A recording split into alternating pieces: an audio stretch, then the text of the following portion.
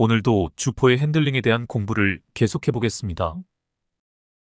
세력주의 경우에는 기본적인 패턴이 있다는 것을 많이 확인을 해 보았습니다. 공식화시켜 본다면 다음과 같습니다. 먼저 매집봉들이 등장을 합니다. 그리고 하락 추세가 계속 이어집니다. 그러다가 과대 낙폭이 한번 나옵니다. 주포가 의도적으로 주가를 아래로 끌어내린 자리입니다. 주포 입장에서는 어떻게 해서든 낮은 가격대에서 작업을 시작해야 하는 과제가 있습니다. 과대 낙폭 이후에는 여러 가지 방식으로 핸들링이 달라집니다. 과대 낙폭 후에 주가가 횡보를 하는 경우가 있습니다. 혹은 과대 낙폭 후 추가 하락이 나올 수도 있습니다. 혹은 과대 낙폭 후 쌍바닥을 찍는 경우도 있습니다. 혹은 과대 낙폭 후 서서히 상승을 시작하여 21선 위로 캔들이 올라서는 경우가 있습니다. 혹은 과대 낙폭 후 아무 전조 현상 없이 급등을 하는 경우도 있습니다. 이렇게 과대 낙폭 후에는 여러 가지 양상을 띠게 됩니다. 그래서 과대 낙폭 후에 어떤 패턴으로 이어가는지 파악을 하는 것이 중요합니다. 이 부분은 많은 차트에서 연구를 해보셔야 합니다.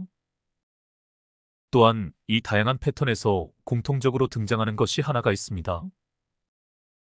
그렇습니다. 바로 시그널 캔들입니다. 시그널 캔들이 등장하면 진입을 하고 나서 느긋하게 기다려도 됩니다. 더 확실한 신호는 볼벤 바닥에서 거래량이 터지는 자리입니다. 이 자리가 나오면 주포는 틀림없이 주가를 끌어올릴 준비가 끝났다고 보시면 됩니다. 하지만 이때 거래량이 터지면서 동시에 상한가 급등이 나오면 매수 기회를 놓치게 됩니다. 이 자리에서 나오는 급등을 먹기 위해서는 많은 차트에서 연구를 해두시는 것이 좋습니다. 만일 첫 상한가를 놓쳤다면 이후 꾸준히 관찰을 이어가야 합니다. 주포가 핸들링하는 것을 집요하게 추적하여 눌림에서 반등이 나오기 직전에 타점을 잡아내면 됩니다.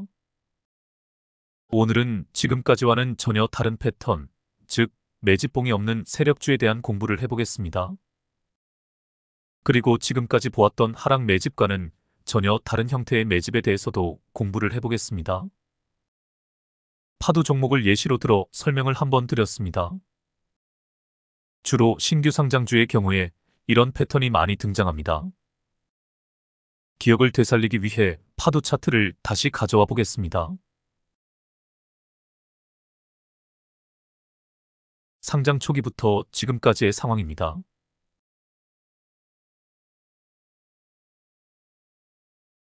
이 부분에 대해서 소상히 설명을 드렸습니다. 상승형 매집이라고 설명을 드렸습니다. 앞에 매집봉이 없이 주가를 쭉쭉 끌어올리며 나오는 매도 물량을 다 잡아먹는 형태라고 했습니다.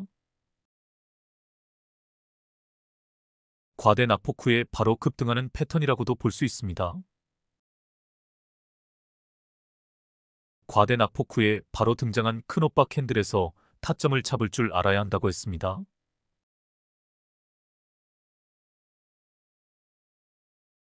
이 캔들입니다. 큰 오빠 캔들 크기의 중요성에 대해서도 충분히 설명을 드렸습니다.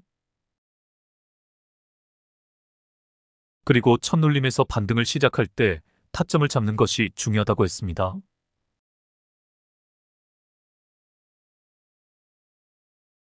이 부분입니다. 이제 차트 전체를 놓고 주가의 흐름을 분석해 보겠습니다. 제가 표시를 해보겠습니다. 밥그릇 1번 자리입니다. 또 표시를 해보겠습니다. 밥그릇 2번 자리입니다. 또 표시를 해보겠습니다. 밥그릇 3번 자리입니다. 차트 전체의 흐름을 보면 아주 큰 밥그릇이 보입니다. 아주 큰 U자형 반등이라고도 할 수 있습니다.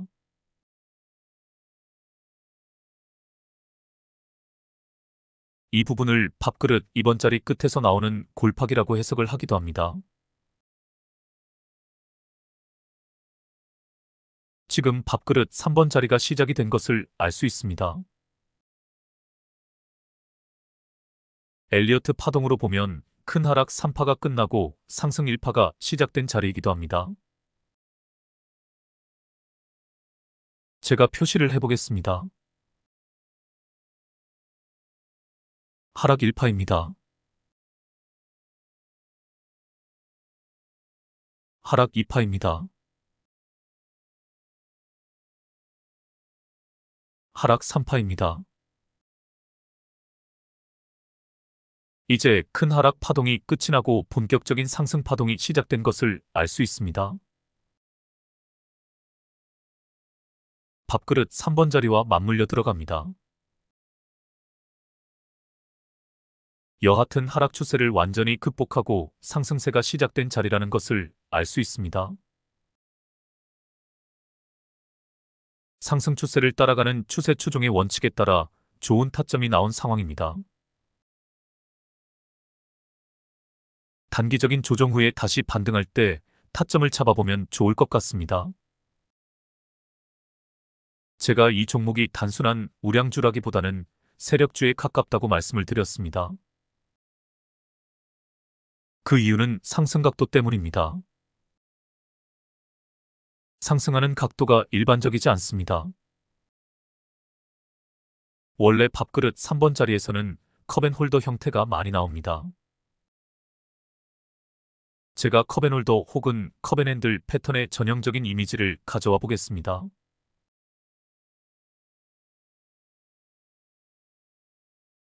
보시다시피 이 정도의 그림이 밥그릇 3번 자리에서 등장하는 상승 각도입니다.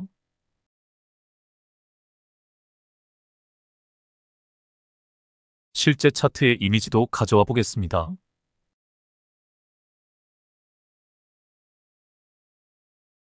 보시다시피 본격적인 상승 이전에 홀더 혹은 핸들 손잡이 부분에서 크게 눌림이 나오는 것이 정상입니다.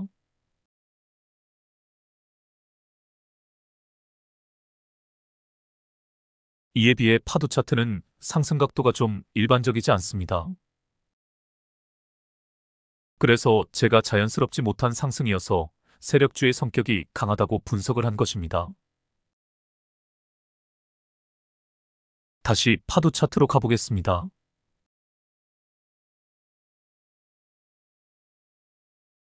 세력주이든 아니든 더 중요한 사실은 이 종목의 주가가 아주 좋은 자리에 위치해 있다는 사실입니다. 본격적인 상승을 시작을 했지만 더 큰 범위에서 보면 상승의 초입이라 할 수 있습니다. 지금 주가의 위치를 가만히 살펴보시길 바랍니다. 작은 형태의 밥그릇 자리이기도 하면서 큰 형태로는 큰 밥그릇에서 골파기 이후 상승하는 자리이기도 합니다.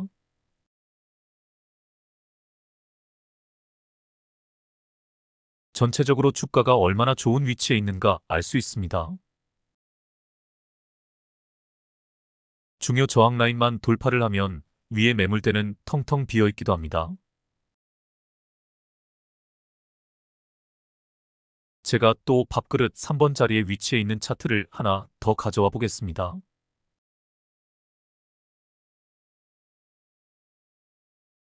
전진건설로 보십니다. 신규 상장주입니다.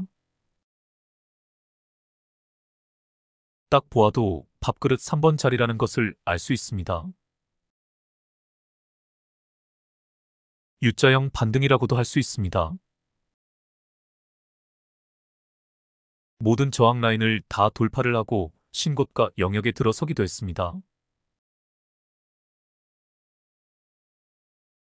위에 매물대가 아예 없습니다.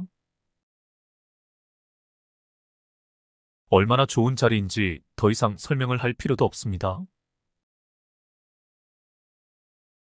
신규 상장주이기에 많은 데이터가 없지만 타점을 잡아볼 수 있는 자리가 나왔었습니다.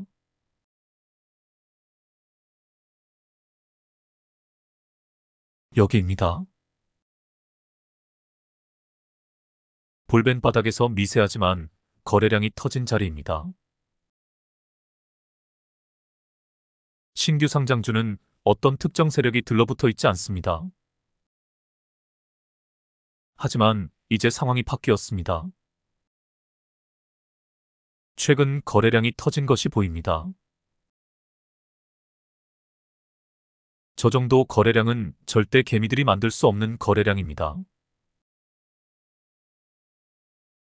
특정 세력이 들어왔다고 보아야 합니다. 앞으로 세력이 어떻게 핸들링을 할지는 모르겠으나 신고가 영역에서 쭉쭉 치고 가리라고 예상되어집니다. 밥그릇 3번 자리이기에 컵앤핸들 패턴이 나올 수도 있습니다. 약간 조정이 나올 수도 있다는 뜻입니다. 잘 관찰을 해보시길 바랍니다. 오늘 말이 나왔으니 컵앤핸들 패턴에 대해 좀 더 공부를 해보겠습니다. 더불어 밥그릇 3번 자리에 대해서도 공부를 해보겠습니다. 다른 차트를 하나 더 가져와 보겠습니다.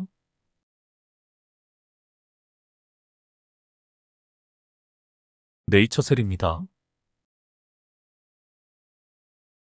좀 지나간 차트입니다. 딱 보아도 밥그릇 3번 자리라는 것을 알 수 있습니다. 밥그릇 3번 자리가 나왔다고 해서 무조건 바로 치고 가는 것이 아닙니다. 컵앤핸들 형태가 나올 수도 있고 이와 같이 파동을 그리며 조정이 나오기도 합니다. 보통 이 자리에서 주가가 튀어오르는 경우가 많지만 이와 같이 더 느리게 올라가기도 합니다. 또한 저항 라인에서 가로막혀 하락세로 이어지기도 합니다. 주가 변동의 어떤 패턴 하나를 맹신하는 것은 위험합니다. 다양하게 변형된 형태가 등장을 할 수 있습니다. 시황도 봐야 하고 종목 자체의 상승 모멘텀도 보아야 합니다. 하지만 오랫동안 바닥권을 기고 있던 주식이 거래량이 터지면서 상승을 시작한다면 이후 상황을 유심히 관찰을 해야 합니다. 파동을 그리며 튀어오르는 자리를 잡아내야 하기 때문입니다. 이렇게 연상하시면 좋을 것 같습니다. 바닥권에서 기고 있는 구간은 힘을 모으는 구간입니다. 그러다가 꿈틀거리기 시작한다면 아, 뭔가 있구나 라고 느껴야 합니다. 그것의 원인이 세력의 핸들링이든 이 종목에 숨겨진 호재이든 그 내막을 알 수는 없지만 우리 입장에서는 관찰을 시작해 볼 충분한 가치가 있는 것입니다. 다음 상황을 보겠습니다. 뭔가 느껴지시나요? 여기까지 오면서 심상치 않은 파동이 이어지고 있음을 느낄 줄 알아야 합니다. 가만히 보시면 알지만 밥그릇 3번 자리가 시작되기 전에 골파기가 나온 것이 보입니다. 이후 한번 크게 상승을 했다가 조정이 있고 나서 다시 상승을 했습니다. 하얀 원 부분에 주목해 보시길 바랍니다. 이 자리가 작은 밥그릇이라고 볼 수 있습니다. 이후 저항 라인에서 밀려 하락이 나왔지만 다시 파동을 그리며 상승을 시작했습니다. 이 부분 역시 작은 밥그릇 혹은 작은 U자형 반등이라고 볼 수 있습니다. 눌림목 매매는 주가가 조정을 받고 나서 반등을 시작할 때 타점을 잡아내는 것입니다. 특별한 기법 없이도 꾸준히 관찰을 한다면 초보자도 눌림에서 반등하는 자리를 충분히 찾아낼 수 있습니다. 다음 상황을 보겠습니다.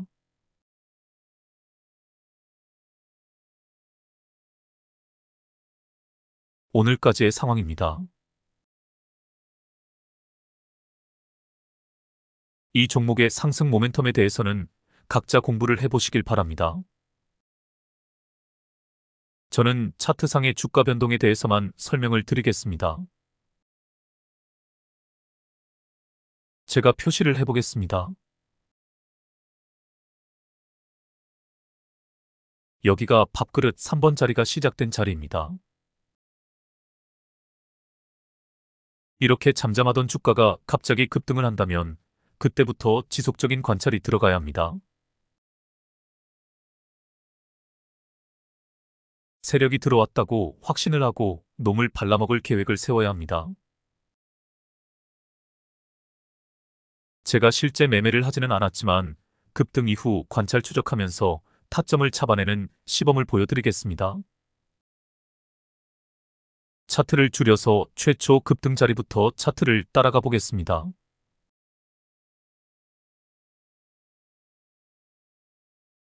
여기서부터 차트를 분석을 해보겠습니다. 제가 표시를 해보겠습니다.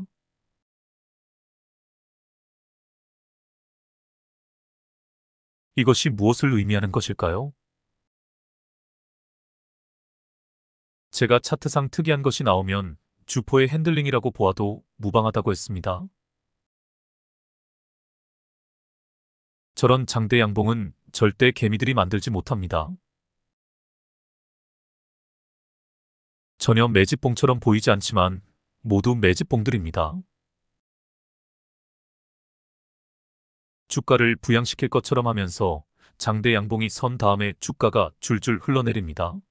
그러다가 슈팅을 한 번 또 줍니다.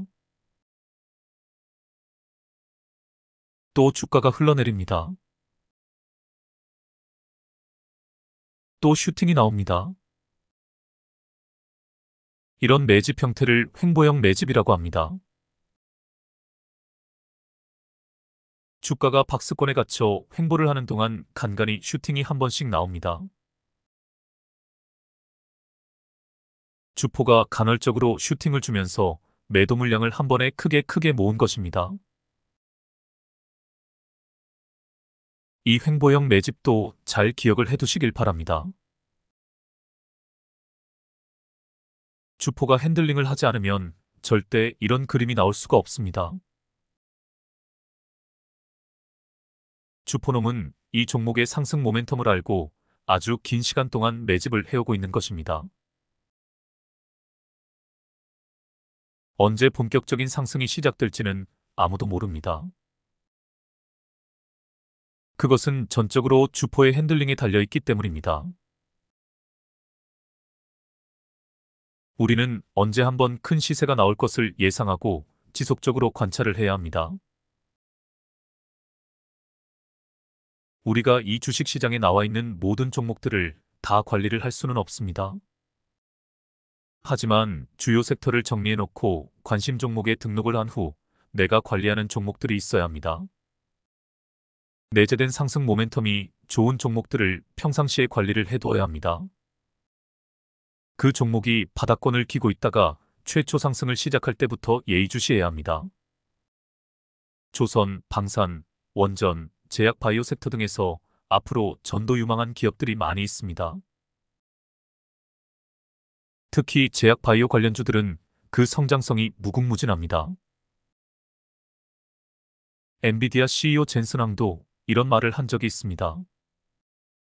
10년 후에 미국을 주도할 산업은 제약 바이오가 될 것이라고 예언을 했습니다. 그때가 되면 미국도 베이비 부머 세대들이 70대가 되는 고령화 사회가 옵니다. 이 사람들이 미국에서 가장 연령층이 많은 세대입니다. 그때가 되면 그들에게 가장 필요한 것이 무엇일까요? 이것을 생각해보면 지금과 비교해서 미국의 제약 산업이 비약적으로 발전을 할 것입니다. 그 증거가 벌써부터 나타나고 있습니다. 미국 제약 바이오 빅파마 기업 중 하나인 일라이릴리의 주가가 천정부지로 오르고 있습니다. 이러한 현상은 우리나라에도 똑같이 적용이 되고 있습니다. 제약 바이오 섹터에서도 상승 모멘텀을 가진 종목들이 많이 있습니다. 이미 상승을 시작한 종목도 있지만 아직 시작도 하지 않은 종목들도 있습니다. 물론 제약 바이오주의 경우에는 전문 지식이 없는 우리로서는 접근하기 쉽지 않은 것도 사실입니다. 하지만 정보화 시대에서 여기저기 다 뒤져보면 전문가들의 견해가 담긴 자료들을 찾아볼 수 있습니다. 그러한 정보를 수집하는 노력도 하지 않는다면 주식하는 사람으로서 자격미달입니다.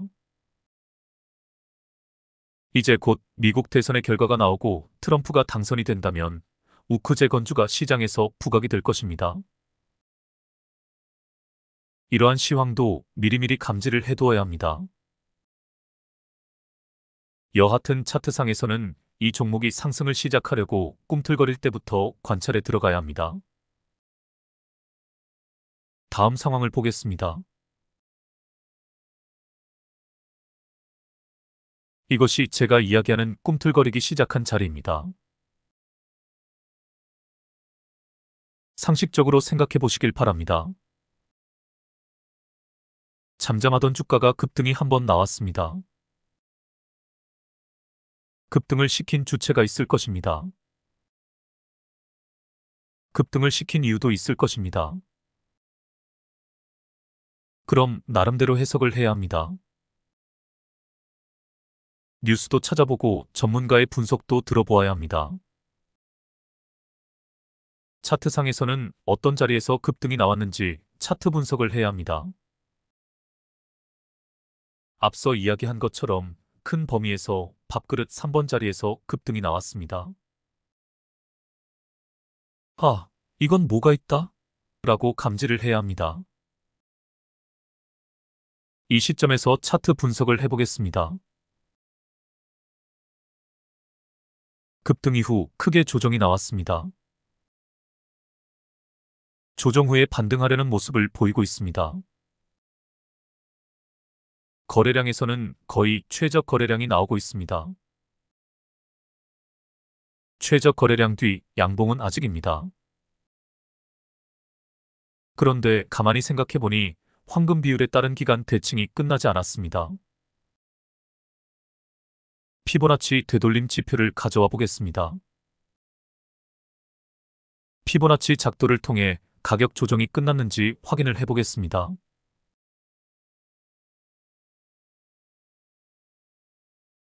(0.618) 구간까지 깨고 내려온 상태입니다. 보시다시피 장대 양봉의 저점까지 깨고 내려왔습니다. 가격 조정으로 따지면 충분히 조정을 받은 상태입니다. 게다가 볼벤 상단선의 지지를 받고 반등을 했으며 5일선을 회복한 모습입니다. 결과적으로 가격 조정은 충분히 받은 상태입니다. 하지만 기간 조정을 받으려면 더 기다려 보아야 하는 상황입니다. 그럼 나름대로 판단을 해보는 것입니다. 기간 조정은 끝나지 않았는데 가격 조정은 끝난 상태이다. 어느 쪽에 더 무게를 두고 판단을 해야 할까? 기간 조정이 끝나지 않았지만 예측샷 개념에서 지금 들어갈까? 아니야, 기간 조정이 끝나는 자리를 기다려보자. 이렇게 나름대로 판단을 해보는 것입니다. 그리고 단주로 연습을 해보는 것입니다. 다음 상황을 보겠습니다.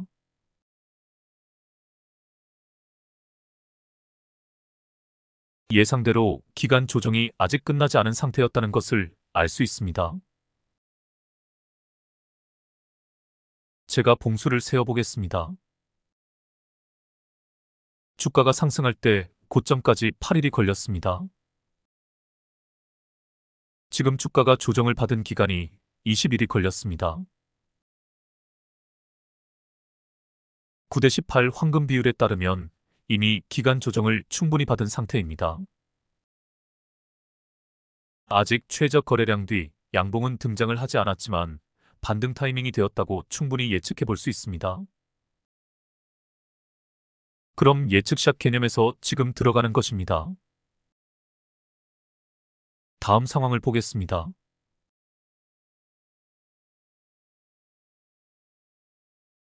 주포놈이 반등 타이밍에 슈팅을 바로 쏘지 않았네요.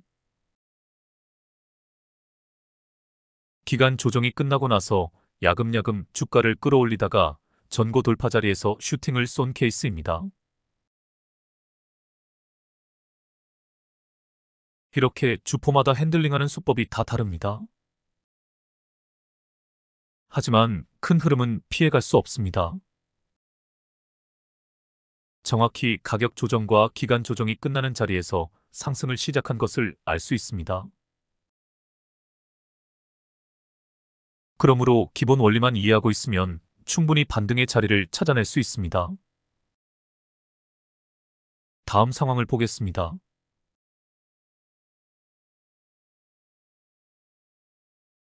이번에도 가격 조정과 기간 조정이 동시에 나왔습니다. 일단 피보나치 작도를 해보겠습니다.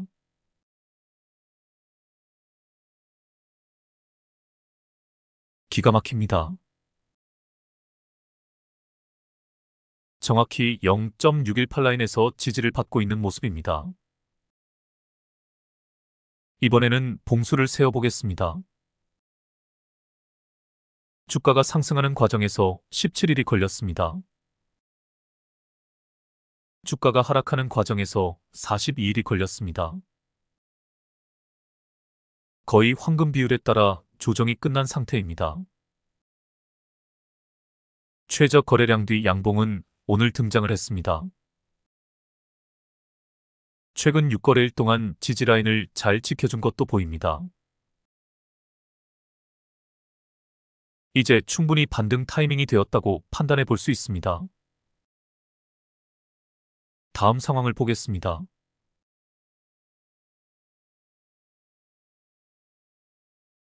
이놈의 핸들링 수법은 명확해졌습니다. 아주 오소독스한 놈입니다. 전통적이며 관습적인, 그러니까 옛날 주포들이 사용했던 핸들링 방법을 그대로 따르고 있습니다. 기간 조정과 가격 조정을 다 주고 나서 야금야금 끌어올리는 패턴을 반복해서 쓰고 있습니다. 그래서 우리는 주포의 핸들링 패턴을 빨리 파악해내야 합니다. 2, 3일 조정을 짧게 주고 바로 슈팅을 쏘는 놈이 있는가 하면 이놈처럼 기간 조정을 길게 주는 놈도 있습니다. 이런 놈을 발라먹기 위해서는 지루하더라도 참을성 있게 기다렸다가 타점을 잡아내야 합니다. 여하튼 주포의 성향을 파악하는 것이 중요합니다. 다음 상황을 보겠습니다.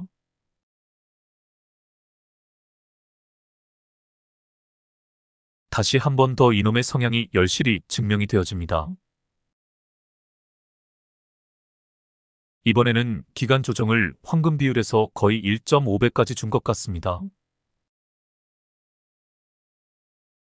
아마 지친 개미들이 다 떨어져 나갔을 것입니다. 그럼 이놈은 이제 다시 주가를 부양시킬 뜻이 없는 것일까요? 절대 그렇지 않습니다. 앞 구간에서 주가를 부양시킬 때 쓴 돈이 있습니다. 게다가 횡보를 하는 도중에 중간중간 매집을 하면서 쓴 돈도 있습니다. 그 돈을 회수하기 위해서는 지금 가격에서 두세 배는 더 끌어올려야 합니다. 그렇다고 우리 입장에서 언제까지 기다릴 수만은 없는 노릇입니다. 도저히 타점이 보이질 않습니다. 121선이 깨어지고 241선 근처까지 주가가 빠진 상황입니다. 그런데 이 말이 생각이 납니다. 조정 기간이 길면 길수록 올라갈 때 힘이 좋다. 여기서 반등의 기미가 보인다면 크게 먹을 수 있는 자리가 나온다는 뜻입니다. 그래서 포기하지 말고 지속적으로 관찰을 해야 합니다. 다음 상황을 보겠습니다.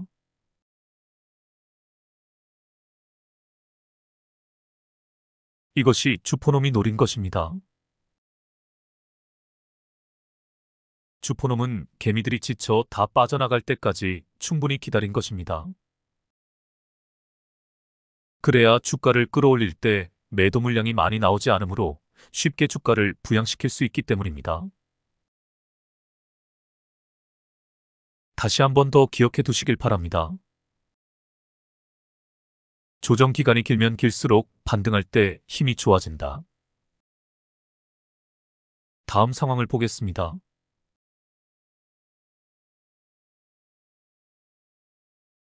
오늘까지의 상황입니다. 한방에 전고점을 돌파하고 신고가 영역에 들어섰습니다. 이게 주포의 핸들링입니다. 이 핸들링을 예상할 수 있었던 사람이 얼마나 될까요? 아마 많지 않았을 것입니다. 오늘 새로운 패턴을 하나 더 공부를 했습니다. 영상을 돌려보시면서 이러한 패턴이 있다는 것을 다시 한 번 더 숙지해 두시길 바랍니다. 오늘은 여기서 마치겠습니다. 편한 밤 되시길 바랍니다. 그럼 다음에 뵙겠습니다.